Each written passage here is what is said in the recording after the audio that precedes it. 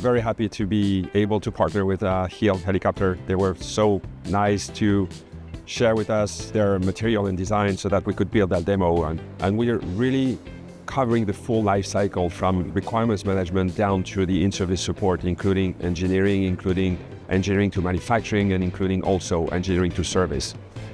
And there's a lot of stuff going on from requirements to engineering, for example. And so there's so many things to show. We're showing how Codebeamer and Windchill are able to connect together. And same from engineering to manufacturing, we're really showing how engineering is so important to prepare the manufacturing process and to make sure that the manufacturing happens the right way. And so we're using Windchill manufacturing process management capability so that that link to the manufacturing helps our customers be better and be more efficient in the manufacturing environment.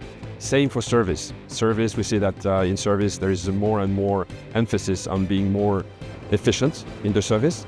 And digital engineering is really bringing a lot of value in that field. And again, this is coming with a PLM solution that is able to interconnect with the in-service environment. And we're showing not necessarily only PTC products, but also all the other ecosystem of IT.